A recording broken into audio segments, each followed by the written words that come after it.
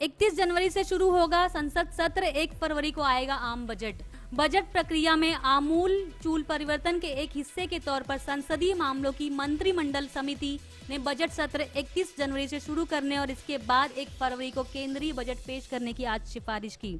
संसद में राष्ट्रपति का अभिभाषण और आर्थिक सर्वेक्षण 31 जनवरी को सदन के पटल पर रखे जाने की संभावना है। बजट सत्र का प्रथम चरण 9 फरवरी तक चलेगा। गृह मंत्री राजनाथ सिंह की अध्यक्षता में सीसीपीए की आज यहां बैठक हुई और फिर राष्ट्रपति प्रणब मुखर्जी को इसकी सिफारिश की गई।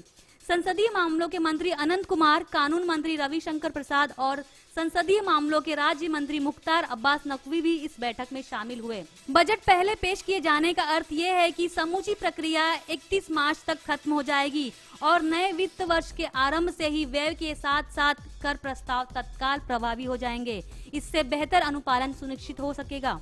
पहले की परंपरा के अनुसार बजट प्रक्रिया मई, मध्य और जून के मानसून आने तक पूरी होती थी। अधिकतर योजनाएं एवं राज्यों द्वारा व्यय अक्टूबर तक शुरू नहीं हो पाते थे, जिसके कारण इन्हें लागू करने के लिए महज 6 महीने का ही समय रहता था।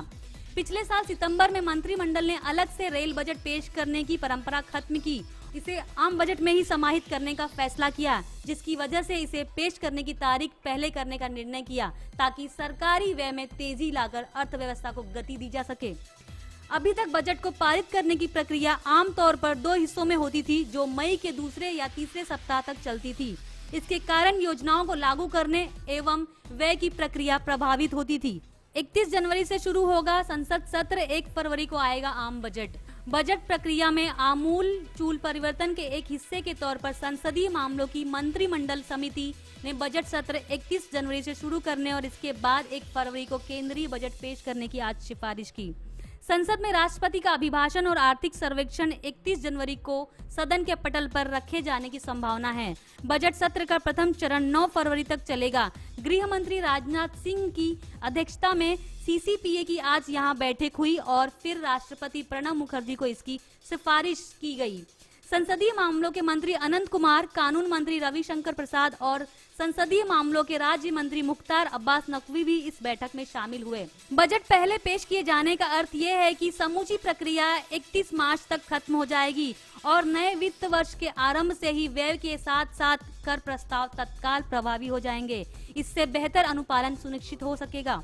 पहले की परंपरा के अनुसार बजट प्रक्रिया मई, मध्य और जून के मानसून आने तक पूरी होती थी। अधिकतर योजनाएं एवं राज्यों द्वारा व्यय अक्टूबर तक शुरू नहीं हो पाते थे, जिसके कारण इन्हें लागू करने के लिए महज 6 महीने का ही समय रहता था।